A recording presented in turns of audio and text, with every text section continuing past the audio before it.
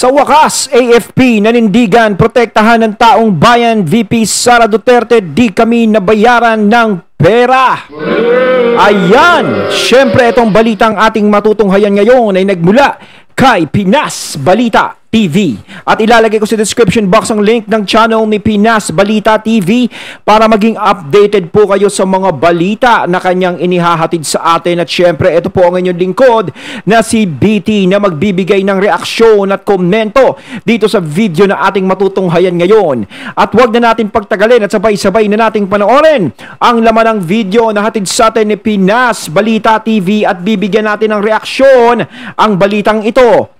Pasok! Kakagulat matapos maibulgar may mga ilang officials ng AFP ang tumanggi sa di umano'y suhol ng ilang mga maimpluwensyang tao para ilaglag ang suporta kay Vice President Sara. Mga miyembro ng kasundaluhan na anindigan na hindi ang mga taong bayan pa rin ang dapat nilang protektahan. Pero bago ang lahat mga kapinas, kung bago ka pa lamang sa channel namin ay huwag mong kalimutan mag-subscribe at pakiclick na rin ang notification bell para mas maging update ka pa lalo sa lahat pa ng bagong videos na i-upload namin. At yun nga mga kapinas, muling pinagtibay hindi lamang AFP kundi maging ang veteran lawyer at former Palace Communications Chief na walang iba kundi si Atty. Trixie Cruz Angeles ang nakasad sa saligang batas ng bansang Pilipinas na kung may mangyayari man na ang gobyerno na ang mismong kalaban ng taong bayan, ang Armed Forces of the Philippines ay nanindigan na dapat ipagtanggol ang kanyang mamamayan. Hindi lamang sa insurgency kundi maging sa mga kapasidad ng Pangulo ang ilan sa mga dapat alalahanin ng AFP na kapag alam nila na hindi na karapat dapat pang manatili sa pwesto ang isang pinuno ay dapat na silang umaksyon para sa sambayan ng Pilipino. Ang kanilang katapatan sa taong bayan ang siyang dapat manaig sa kanilang puso't isipan. Yes, tama yon. 'Di ba? Protect and serve the people. 'Di ba? Kailangan. Kaya nga sila nandiyan sa kanilang katungkulan. 'Di ba? Para protektahan nila ang lahat ng mga taong bayan. Maging ligtas, maging maayos at mamahala sa kapayapaan. 'Di ba? Na hindi na lumala pa. Ngayon, kung merong mga ganun nga, yung sinabi na may mga leader na ganyan sa ibang bansa may mga ganun, 'di ba? Na nagkakaisa sila na kung gusto nilang pababain o ganito, ganyan, nagtutulong-tulong. Kasi kung alam mo namang mali ang nangyayari at hindi na maganda, syempre, bakit mo kukonsintihin? 'Di ba? Dapat talaga is ma-actionan yung mga ganong bagay. Pero hindi naman natin sinasabi na eto, nandito na, mali yan, o ganun ninyo, yung nangyayari. Kumbaga, nandito pa lang tayo sa nakikiramdam pa lang tayo sa mga nangyayari. Kahit naman sila, 'di ba? Ngayon, kung may mali nang ginagawa talaga, 'di ba? Tapos kukonsintin, ay ibang usapan na 'yon. Parang hindi ka na tumutupad doon sa protect the people, serve the people, 'di ba? Parang hindi na ganoon 'yon. Kasi kung ikaw talaga ay may amor ka sa taong bayan, talagang yung dedikasyon mo, no, sa tungkulin mo na paglingkuran ng taong bayan, ay hindi ka sasama sa mga ganun. Yung hindi mo kukonsintihin yung mga bagay na alam mong nakakasama o nagiging mali sa paningin ng taong bayan. Yung alam mong makakasira sa ating bayan, hindi mo kukonsintihin yun. Ganun yun. Sa mga politikong tila sinubukan silang bayaran. Ayon pa mismo sa isang recent vlog ng veteran lawyer at former Palace Communication Chief na walang iba kundi si Atty. Trixie Cruz Angeles ay sapat daw ang ebidensya ng mamamayang Pilipino kapag napatunay nagdudurog daw di umano ng droga ang nasabing Pangulo. Ito daw ang isa sa magiging batayan para patalsikin sa puwesto ang nasabing Pangulo, lalo't hindi na daw tama ang pag-iisip at decision making nito para makapagbibitaw ng mga maling desisyon na siyang ikakapahamak na mahigit sa 100 milyong Pilipino. Hindi daw dahil sa nagsalita. Ako sa akin hindi sa akin manggagaling yung ganyan. Kung may nasasabi sa Pangulo na hindi na makapagdesisyon ng maayos o ganto, ganyan, parang ganto. 'Di ba marami na kasing issue ang naibabato sa ating presidente ngayon. Yung iba hinihiling na mag-resign siya. Gayon din naman si VP Sara na sinasabi din naman sa mga side ng ng administrasyon na pinagre-resign siya. Parehong pinagre-resign yung dalawa 'di ba sa nangyayari. Pero ako is nandito ako na ayokong makialam o ayokong magsalita na BBM resign, hindi ayokong magsalita ng ganun. Kumbaga kasi gusto ko ibalato na sa taong bayan kung ano ang magiging desisyon nila eh. Diyan sa mga opisyal, kung ano, depende sa kanila. 'Di ba? Kahit sa kapalaran din naman ni VP Sara, pero si VP Sara kasi siya ay nakikita ko na wala naman siyang ginagawang masama sa mata ng taong bayan.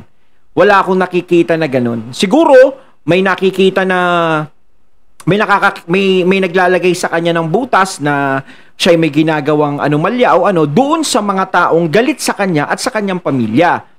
Pero tungkol naman dito sa presidente na ako'y makikiisa sa pagsasalita, kung ako'y makikiisa sa pagsasalita na pababain na si PBM, pababain na yung ayoko pong makialam. Kasi ang uulitin ko, gusto ko po is taong bayan na ang magdidesisyon dyan. 'Di ba? Ayokong manghimok o anuman, ayokong magsalita, ayokong mag-ano. 'Di ba? Kaya pasensya na kayo mga katunay. Hindi sana baka sabihin, natatakot ka. Hindi po ako natatakot. No? Kumbaga balato ko na po sa inyo yung mga ganyang desisyon. 'Di ba? Kayo na po ang gagawa ng ganun kung ano po ang inyong sasabihin. Karapatan nyo po kung ano po yung nasa damdamin nyo na i-voice out. 'Di ba? Kung ano yung nararamdaman nyo sa nangyayari ngayon. 'Di ba? Syempre, lahat naman tayo ay bumoto sa ating pangulo, 'di ba? Lahat. Hindi lang isa o dalawang tao ang pwedeng magsalita ng ganun. Kaya karapatan ng kalahatan. Kung nararamdaman nilang may ganun, di wala tayong magagawa. Ganun talaga ang gusto nilang mangyari. Pero minsan kahit ganun ang gusto nilang mangyari, nandudoon pa rin yan sa, alam nyo na, si Vice President Sara against the government, kaya tumitindig ngayon ang AFP kundi dahil ito ang mandato sa kanila ng taong bayan at ang saligang batas sa bansang Pilipinas na siyang pinagtibay ng dapat sundin ng bawat miyembro ng sandatang lakas ng bansang Pilipinas. Kaya't huwag daw pasisiguro ang mga nakaupo ngayon sa gobyerno na walang alam sa AFP dahil may mga nakarating kay Atty. Cruz Angeles na marami na sa mga sundalo ang nalalaman o nalalaman ang buong katotohanan at may ilan pa daw di mo na dito sa kanila ang official na nakikita o nakita ang authenticated video ng di mo na ipagdudurog ng Pangulo. Oras na gumalaw daw ito ng mali na maaring magresulta ng ikakapahamak na maraming mamamayan ay hindi daw mag-aatubili ang Armed Forces of the Philippines na ipagtanggol ang mga tao at Pilipino na siyang dapat na maging mandato ng gobyerno, hindi ng kanilang sariling ambisyon. Kaya nga yung sinasabi ko, yung tungkol doon sa videong yan, kung talagang kung totoo man yan o di ba? Kasi marami nagsasabi na hindi daw totoo, AI, di ba? Yung iba naman sinasabi authenticated, totoo yung nangyari.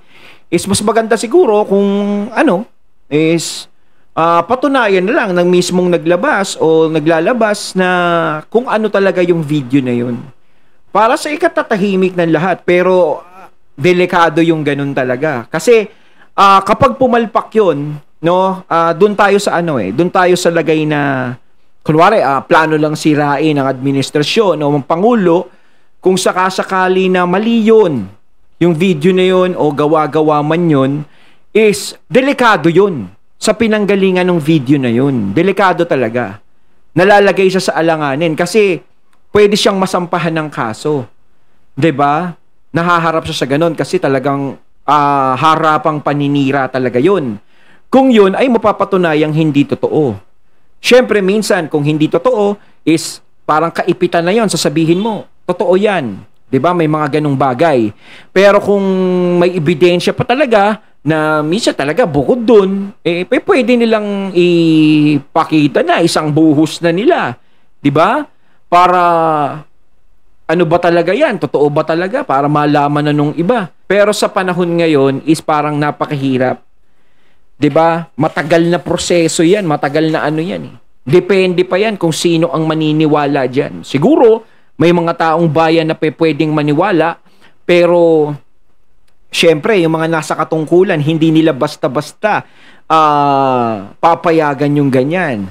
Na gano'n na lang. Parang gano'n na lang isusuko nila agad. Diba? Siyempre, sa kasarapan ng mga upo nila. 'Di ba? Kumbaga, depende pa rin talaga sa sitwasyon. Kaya kailangan mo talaga ng isang matibay na ebidensyang ilalabas. 'Di ba? Kasi kung totoo man yung video niyan, is talagang tagilid talaga kung sino yung laman ng video na 'yon. 'Di ba? Tagilid talaga siya, is maaari siyang matanggal sa serbisyo. Kumbaga tayo nag-aabang lang tayo sa kung ano talagang nangyayari.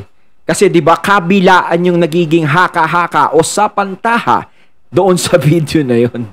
'Di ba? Ng isang taong politiko. Matapos nga lumabas ang balitang ito, ay umani agad sa samot-sari comment at reaction mula sa marami sa ating mga kababayan at marami nga sa kanila ngayon ang hindi napigilan ng kanilang sarili na maglabas ng kani-kanilang hiling at komento sa mundo ng social media. At the netizens posted, "Good job AFP, ibalik niyo po ang pagtitiwala ng taong bayan sa inyo. Manaig po sana ang katotohanan at protektahan ng karamihan, lalo na ang mga kabataan. Dapat nang gawin ng mga AFP kasi sobra na ang ginagawa ng gobyerno. Pahirap ng pahirap ang aming buhay. Gawin ng ninyo.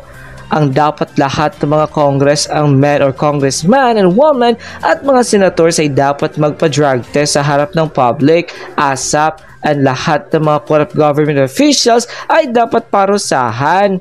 Sana magising na sa katotohanan ng mamamayang Pilipino. Ipinakita lang ng ating mga prinsipyong kasundaluhan na hindi sila kayang suhulan. Sila ang tunay na bayani, ang ating kasundaluhan. Mabuhay po kayo." Talagang mabuhay sila kung ganon ang kanilang paninindigan. 'Di ba? Talagang pagsisilbi sa bayan. No, kung may mapatunayang mali, kung sino ang mapatunayang mali, 'yun ang dapat managot. 'Di ba? Kung sino ang tama. Ang mali ay huwag konsintihin. Kapag ikaw ay nagpapatupad ng batas, nandiyadyaan yung pagprotekta mo sa taong bayan. Kailangan ipakita sa taong bayan, nandito ako sa aking pwesto, sa aking posisyon, sa napili kong para paglingkuran ng taong bayan. Katulad ng sinasabi ko kanina, serve and protect the people. Diba? Yun. Hindi lang tayo magpo-protect sa iisang tao lang o dadalawang tao lang, kundi sa taong bayan talaga. Uniform, kayo ang tunay na tagapangalaga ng saligang batas sa ilalim ng Republic ng Pilipinas at taong bayan. God bless AFP.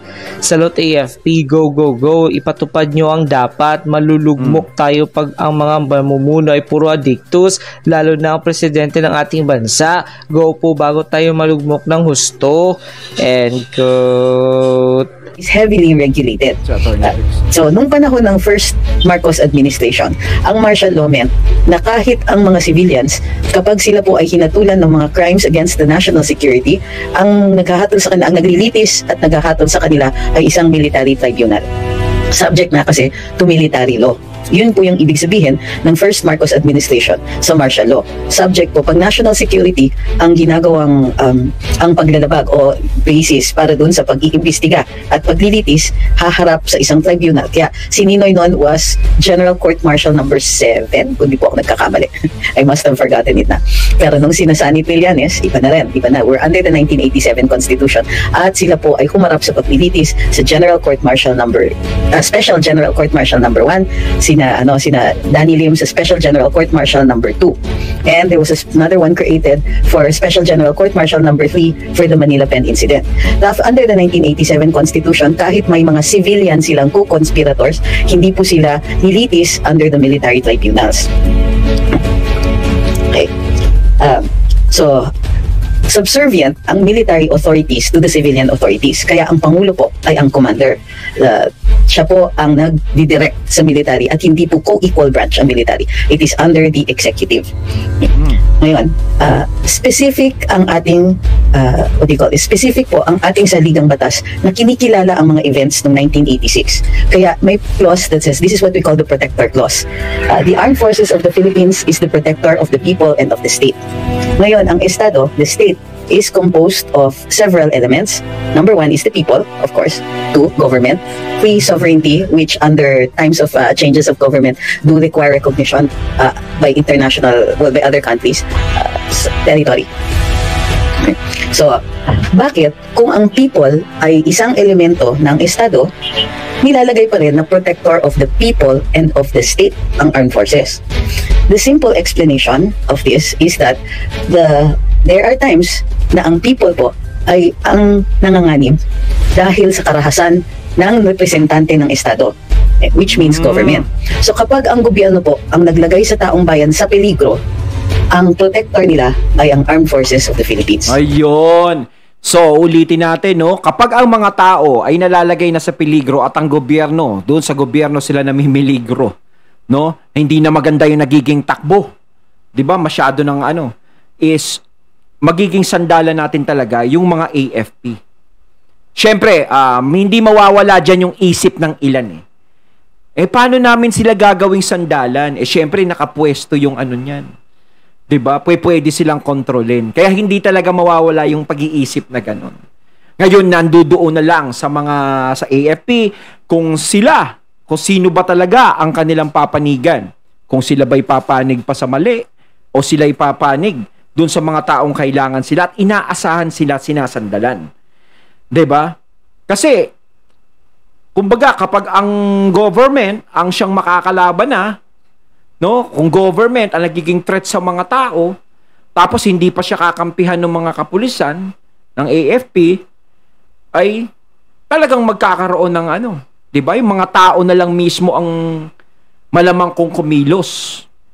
'Di ba? Hindi naman natin sasabihin na kalaban nila ganito, matatakot yung mga tao, hindi na Pero kasi ang mga tao kasi, yung mga Pilipino is palaban 'yan. Alam naman natin 'yan 'Di ba? Kapag alam nilang naaagrabyado na sila, lahat ng mga Pilipino is pumapalag yan. So kahit hindi kampihan ng AFP yan, sigurado may lalaban at lalaban dyan. Yun nga lang, magkakaroon ng gulo.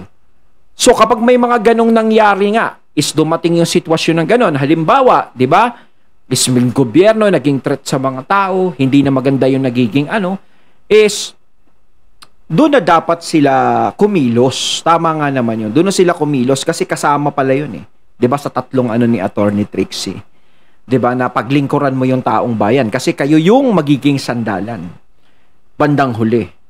'Di ba? Kaso nga lang sinasabi ko kanina is nakakatakot din. 'Di ba? Kasi hindi mo alam kung kanino kakampi. Ngayon kung nagsasalita sila at naggagarantiya sila na hindi doon kami sa tama at gagawin namin ang trabaho namin is very good. 'Di ba? Mapapanatag ang taong bayan. Pero isa lang magiging salita diyan. 'Di ba? Sana nga.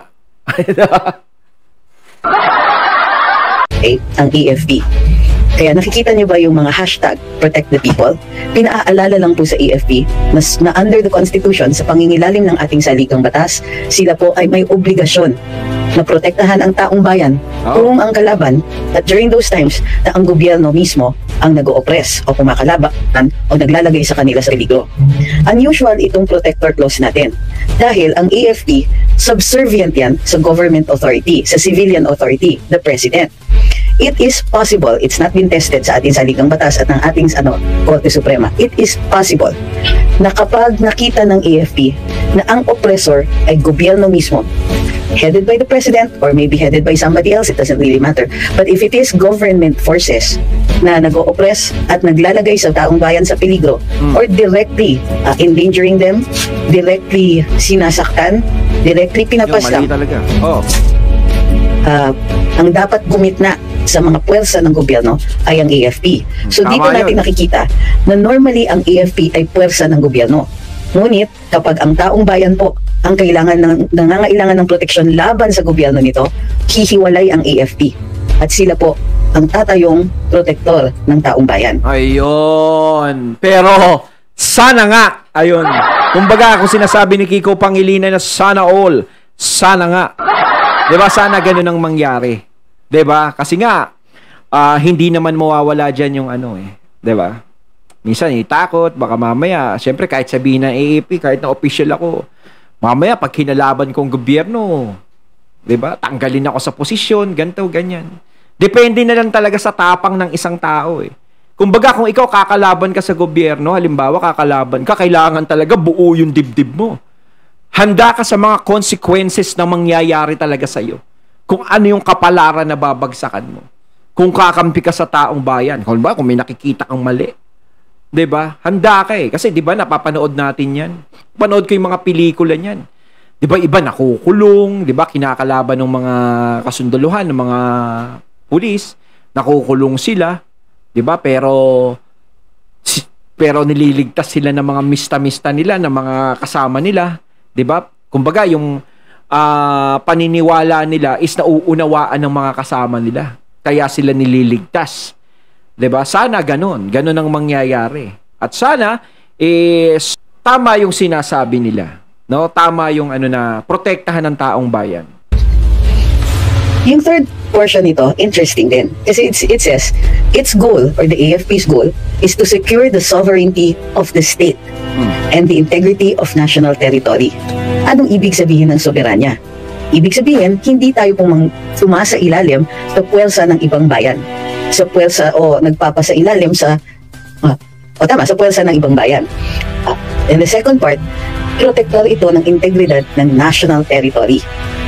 So, ibig sabihin, ito ang defenders, AFP po, ang defenders ng ating bayan against external enemies. Ngayon, ang AFP, under an agreement with the PNP before, kasi ang PNP po, sila po ang ang kanilang obligasyon ay sa internal matters, peace and order. Civilian po ang nature ng ating PNP. Pero bakit ang AFP po ang sumasagot o humaharap kapag may insurgency? Yun po ang ay usapan na pagdating sa national security, ang AFP po ang nangunguna. Although sometime nung panahon ni, not sure if it was Noynoy Aquino and perhaps the latter part of GMA's term, na may usapan na i-transfer yung mga anti-insurgency operations to the PNP. Yun nga lang, I think na under the Duterte administration, bumalik po sa AFP. Also at the request of the PNP, dahil marami rin po silang inaatupag pagdating sa regular peace and order operations nila. Ayun, natating natunghayan ng video na nagbula kay Pinas Balita TV at syempre natunghayan din natin si Attorney Trixie. Ayan, pinaliwanag ni Attorney Trixie, no? Sana nga, diba? Kayo mga katunay, anong masasabi nyo tungkol dito sa video na ating natunghayan ngayon? Comment lang po kayo sa comment box. So once again, I'm BT and I'm out. Peace.